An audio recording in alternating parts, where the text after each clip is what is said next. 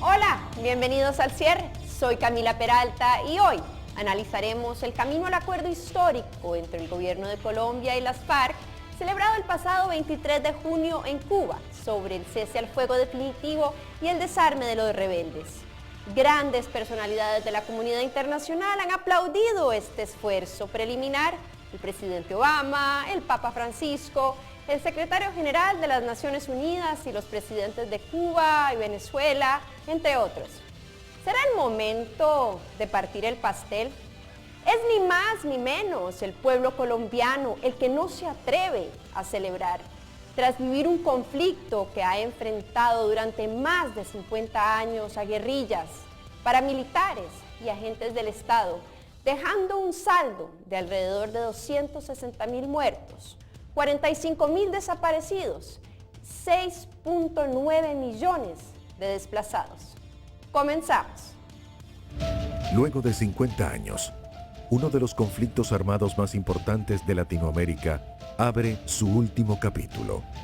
Se trata de la vida de las Fuerzas Armadas Revolucionarias de Colombia, la guerrilla más antigua del continente, que luego de un largo proceso de diálogo, acordó el cese al fuego definitivo, antesala un acuerdo de paz, una nueva era para el país cafetalero y el nacimiento de un nuevo movimiento que cambió las armas, que serán fundidas por la Organización de Naciones Unidas por la política. Pero antes, las FARC deberán atravesar una consulta popular, idea del presidente Santos, que buscará mediante la suma de los votos colombianos alcanzar la institucionalidad.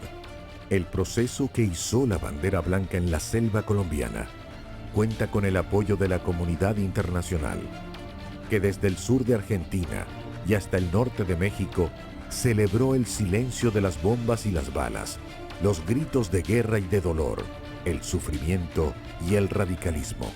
Pero, ¿qué sigue a corto y largo plazo? ¿Cuáles son las consecuencias de perdonar y olvidar? ¿Quién será el responsable? Hoy, en Al Cierre, la paz llegó a la selva colombiana.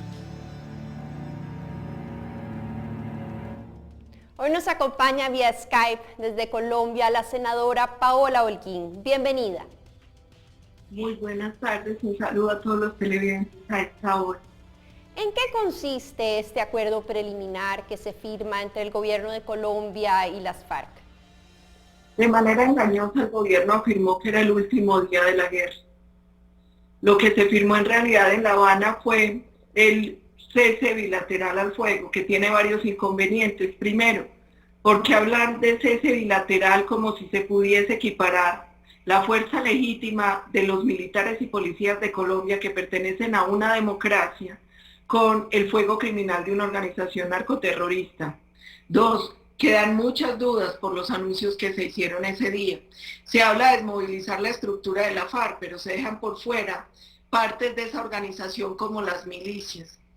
Tenemos muchas dudas sobre el tema de las armas. ¿Las van a entregar todas? ¿Por qué la FARC hasta hace poco continuaba entrando armas nuevas de última generación por Venezuela, por Ecuador, si las iban a entregar? Hoy los colombianos, en vez de júbilo, tenemos más preguntas que respuestas. Señora Holguín, se escuchan dudas, se escucha incertidumbre, y ahora que usted mencionaba el tema de la entrega de las armas, se habla que se va a hacer por medio de una supervisión de parte de la ONU. ¿Cómo es que se pretende que esto va a funcionar o cuál va a ser este proceso? Se habla de unas zonas que son unas zonas donde se concentrarían los miembros de la FARC, una especie de zonas veredales, donde llegaría parte de la estructura de la FARC, donde se haría la entrega de armas a las Naciones Unidas, pero hay muchas dudas. Primero, al día de hoy nosotros no sabemos cuántas armas tiene la FARC. El gobierno y la FARC no han dicho cuántas son, para que la ONU pueda verificar si sí fueron entregadas todas o si persisten caletas. Dos, hay muchas dudas sobre estas zonas, porque sumadas las zonas más los campamentos son algo más de 30 a lo largo y ancho del país, además en sitios estratégicos que han sido corredores de narcotráfico de las FARC. Hoy los colombianos tienen dudas además, porque dentro de los acuerdos se habla de la FARC como una especie de paraestado, es decir, se crean muchas entidades en las cuales se supone harían una labor conjunta la FARC y el gobierno, entre ellas en temas de seguridad, donde se habla de que a la estructura que se encargue de la seguridad de los miembros de la FARC se le va a dotar con el armamento y todo lo necesario para garantizarla. Entonces unos van a tener armas y otros no. Los que garantizan esa seguridad siendo miembros de las FARC supuestamente desmovilizados, ¿sí van a poder estar armados? Hoy tenemos muchas preguntas sobre ese tema. Senadora, efectivamente es la primera vez desde el año 1984 en que un gobierno de Colombia y el principal grupo guerrillero pactan un cese bilateral. ¿Cuál es ese elemento tan novedoso que está ahora sobre esta mesa de negociación? Que lo que se había pactado antes era más bien el cese al fuego por parte de los criminales, pero no el cese de la actividad por parte de la fuerza pública. La otra cosa es que por primera vez se habla de la FARC como una organización que de manera conjunta con el gobierno van a combatir la criminalidad, lo que resta de las estructuras paramilitares y lo que ellos denominan actividades criminales que se opongan a la implementación de los acuerdos en Colombia. Aquí nunca se le había dado esa categoría a una estructura criminal que se desmovilizaran.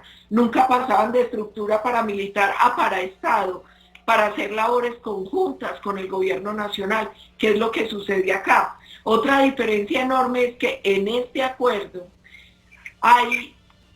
Colombia tiene que ver los procesos antes y después del Estatuto de Roma. Antes del Estatuto de Roma había amnistía e indulto para delitos atroces de lesa humanidad. Después del Estatuto de Roma no. El último proceso que fue bajo la Ley de Justicia y Paz con paramilitares y algunos miembros de guerrillas que se desmovilizaron individualmente obligaron a 8 años de cárcel, porque formar parte del Estatuto de Roma, firmar ese acuerdo, impedía que se diera amnistía o indulto para delitos atroces y de lesa humanidad. En este proceso regresa la amnistía disfrazada, el indulto disfrazado, la total impunidad para quienes hayan cometido delitos atroces y de lesa humanidad.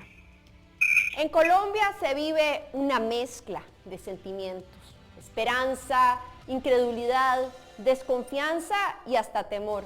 No todos están tan convencidos de que este sea el final, y los opositores acuerdan y repiten varias veces: ¿y qué? Con la impunidad. ¿Quiénes pagan por los delitos cometidos? Ya volvemos. Este es un paso fundamental, un paso histórico. Ahora bien, el fin del conflicto no es el punto de llegada. El fin del conflicto es el punto de partida para que construyamos juntos, unidos en la diversidad, un país donde haya espacio para todos. Ya regresamos. Lo que está a punto de sellarse no es una capitulación de la insurgencia, como querían algunos obtusos, sino el producto de un diálogo serio entre dos fuerzas que se enfrentaron por más de medio siglo, sin que ninguna pudiera derrotar a la otra.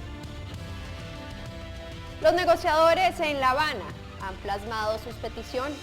En algunos puntos han cedido, en otros se han mantenido firmes. Hay temas que aún generan incertidumbre, como el narcotráfico, las FARC como partido político, la reparación de las víctimas y muchos más. Para entender esto, contamos en nuestro estudio con el analista político y amigo de la casa, Alejandro Barahona. Bienvenido, Alejandro. Muy buenas noches, un placer estar con ustedes en un tema tan importante y tan relevante para todo el hemisferio. Como lo decía anteriormente el presidente Santos, este es apenas el punto de partida. ¿Cómo funciona de ahora en adelante? ¿Este acuerdo pasa a consulta popular?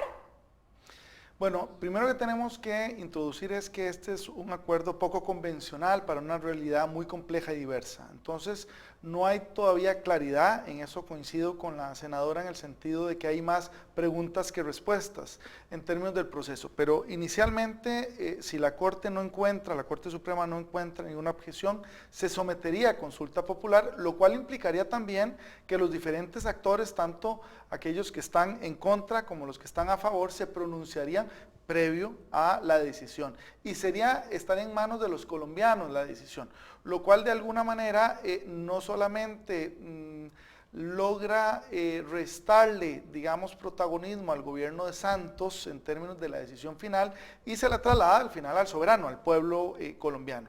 Ese sería un elemento muy importante en términos de legitimidad y credibilidad política, no solo para el acuerdo, sino en general para el proceso que viene. Y después de esto, por supuesto, el acompañamiento de Naciones Unidas en la implementación de los acuerdos se vuelve clave y no se descarta que hayan problemas de ejecución durante ese proceso. Senadora Holguín, hablemos por un momento de la participación de las FARC en la política colombiana y porque este ha sido un punto en el que ellos han sido muy estrictos y han dicho que no están dispuestos a negociar. ¿Qué va a pasar y quién va a tener que ceder? Nosotros estamos muy preocupados porque la Constitución Política de Colombia dice que nadie que haya sido condenado por ningún delito puede hacer política, salvo que sea un delito político, es decir, asonada, rebelión. Sin embargo, en el acuerdo con la FARC dice que todos, absolutamente todos los miembros de esta organización narcocriminal, sin importar el tipo de delito que hayan cometido, pueden hacer política. ¿Qué preocupación tenemos nosotros? Que eso debilita las instituciones y la democracia, porque quiere decir que criminales atroces y de lesa humanidad van a tener elegibilidad, con un agravante, van a poder hacer política producto del secuestro, el narcotráfico y la extorsión, porque en ninguno de los puntos hasta ahora acordados se habla de la entrega de las FARC, de todos los recursos que tienen, siendo, según la revista Forbes, la tercera organización criminal más rica del mundo después de ISIS y Hamas. Doctora Holguín, hablemos de la resistencia civil, un tema que usted conoce muy bien. Ustedes quieren la paz, Colombia quiere la paz, pero ¿cuáles son los términos que ustedes buscan para aceptarla? 47 millones de colombianos anhelamos la paz de este país. ¿Cuáles son nuestras preocupaciones? Uno, que hoy hay impunidad, porque por el solo hecho de confesar delitos atroces y de lesa humanidad, no pagan un solo día de cárcel. Dos, que están convirtiendo al narcotráfico en este acuerdo en delito conexo al delito político, es decir, no va a haber extradición. Tres, en este acuerdo se va a cometer un lavado de activos. Decía ahora, la FARC es una de las organizaciones terroristas más ricas del mundo. No se les pide que entreguen estos recursos para reparar a las víctimas. Cuatro, nos preocupa el tema de elegibilidad para quienes han sido criminales, violando así la Constitución. Y yo quiero agregar un punto que se discutía ahora, la refrendación. Hay trampa, ¿por qué? Uno, porque solo se va a preguntar una cosa, ¿quiere usted o no la paz? ¿Está o no de acuerdo con los acuerdos? Cuando debería preguntarse punto por punto, porque todos queremos la paz, pero no queremos impunidad, no queremos elegibilidad, no queremos que el narcotráfico sea conexo al delito político y otros temas. Dos, se va a hacer a través de un referendo que por ley tenía un umbral del 50%. El gobierno lo bajó a solo el 13%. Tres, hoy el gobierno con los recursos públicos está haciendo campaña por el sí. Está presionando a alcaldes y gobernadores diciéndoles que les da presupuesto, sí, solo sí, apoyan el plebiscito. En cambio, no existe ningún tipo de financiación oficial para quienes estemos promoviendo el no o la abstención. Entonces uno ve que esta refrendación va a ser muy tramposa y muy compleja. Se escucha duda, se escucha incertidumbre, Alejandro, se escucha hasta la palabra trampa, que duele mucho en un país como Colombia, que viene ya después de tantos años luchando y anhelando esta paz. Samper, Pastrana, Uribe, ¿cuál es esta ficha que tiene Santos ahora que le da tanta certeza de que va a poder lograr la paz? Bueno, en primer lugar que hay un acuerdo y ese acuerdo aceptado por ambas partes. El segundo elemento es que lo sometería al pueblo colombiano, no sería solo decisión del gobierno, sino al final del pueblo colombiano. Eso le generaría gran, no solo credibilidad, certidumbre, pero con un componente también adicional. Daría mandato para los próximos gobiernos después de Santos. Y eso es un tema también que se impone en la necesidad de cumplir con los diferentes acuerdos. Doctora Holguín, Quisiera hacerle una pregunta, y en realidad tiene que ser una pregunta corta, rápida, y que ojalá me la pudiera responder casi que en 10 segundos. Si en este momento el presidente Santos la llamara y le dijera, necesito un consejo, ¿qué hago? ¿Continúo o me echo para atrás? ¿Qué le diría? Redireccione los acuerdos, exija que haya justicia, exija que entreguen el dinero, exija que entreguen todas las armas, porque si no, este proceso, en vez de paz, seguramente traería nuevas y peores violencias a Colombia.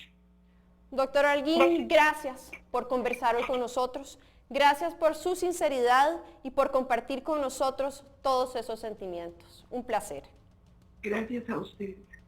Cuba y los hermanos Castro, un escenario y unos personajes altamente controversiales protagonizan el acuerdo de paz histórico en la última década de América Latina. ¿Qué le espera a la región? Ya volvemos. Los trascendentales acuerdos que hoy se han anunciado por la mesa nos acercan, como nunca antes, al fin del conflicto armado que por más de 5 décadas ha sufrido el hermano pueblo colombiano. Ya regresamos. Vamos. La palabra paz quedaría al aceptar que los cabecillas de la FARC, el cartel de cocaína más grande del mundo, no vayan un día a la cárcel, no los extraditen y puedan ser elegidos. ¿Qué pensar de esta injusticia?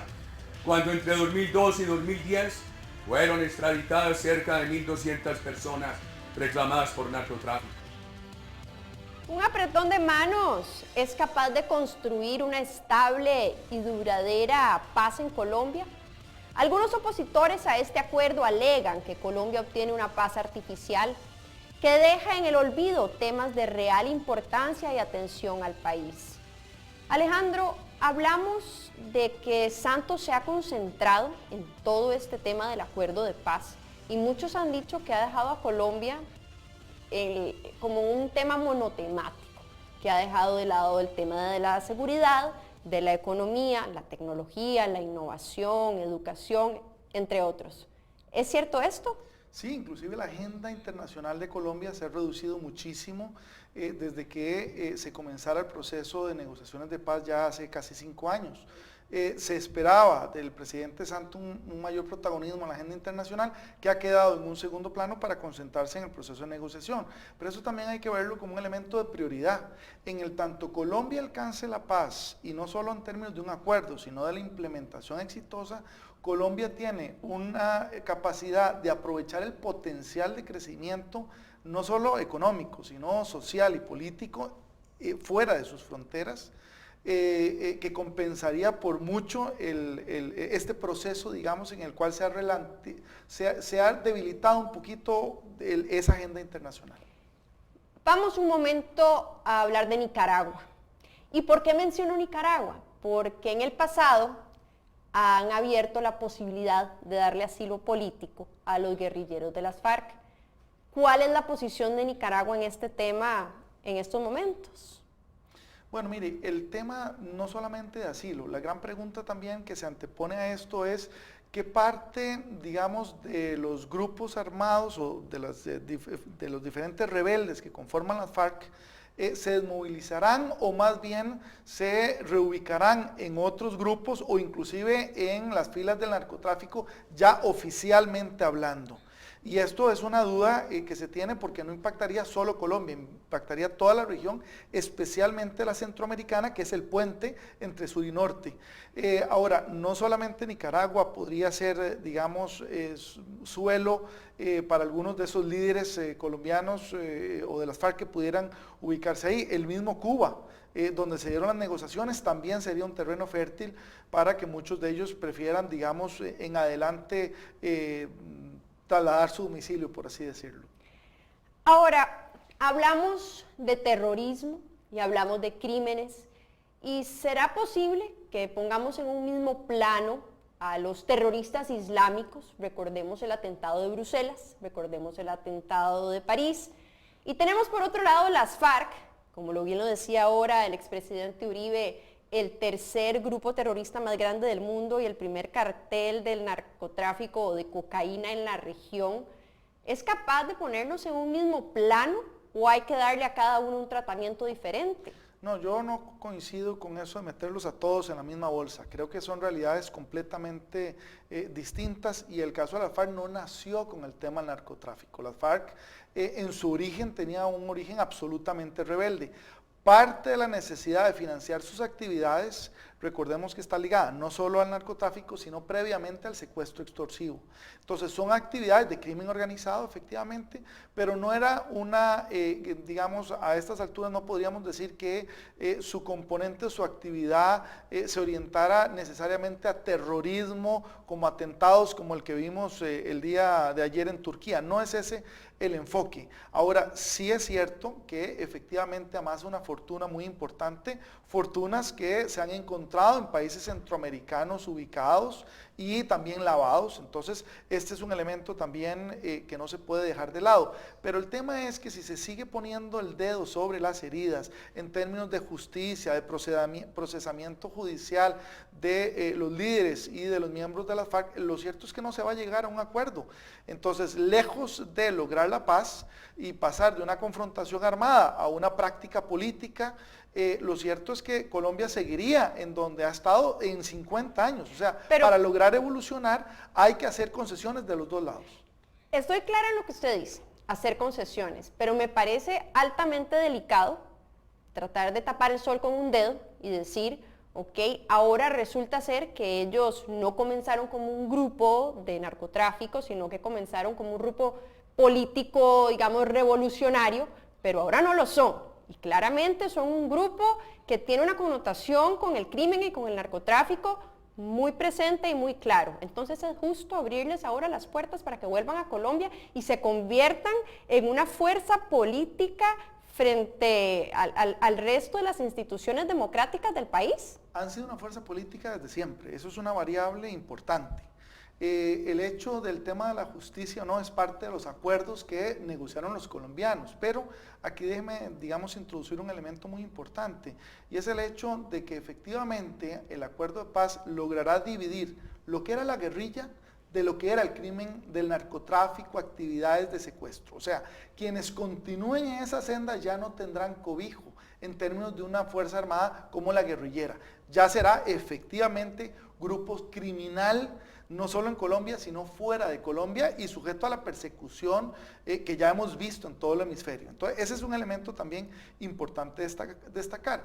El otro elemento es que no necesariamente se pueden tratar a todos los miembros por igual. Digo, habrá miembros que son líderes dentro de la actividad criminal de narcotráfico, otros que han estado en la lucha, digamos, armada revolucionaria. Entonces, meterlos a todos en un saco, de alguna manera es lo que yo digo que dificulta no solo el proceso de paz, pero de aquí en adelante, ojo, el acuerdo dice de aquí para atrás, pero de aquí en adelante las actividades delictivas serán tratadas por igual con cualquier otro colombiano que lo cometa. Entonces eso también es un elemento muy importante. Y el tema de reparación de víctimas, que eso no se obvia en términos del acuerdo. O sea, las víctimas podrán recurrir a la justicia y en la justicia podrá investigar casos puntuales, pero no el colectivo como un todo sobre actos, digamos, cuestionables a lo largo de la historia, claro. Conversando acerca de los actores hemisféricos, se ha hablado de que la CELAC tenga algún tipo de intervención y algunos otros también organismos dentro de la región. ¿Es esto viable? ¿Tienen verdadero peso para entrar a Colombia y supervisar y dirigir un poco este futuro acuerdo que se eventualmente dará en Colombia?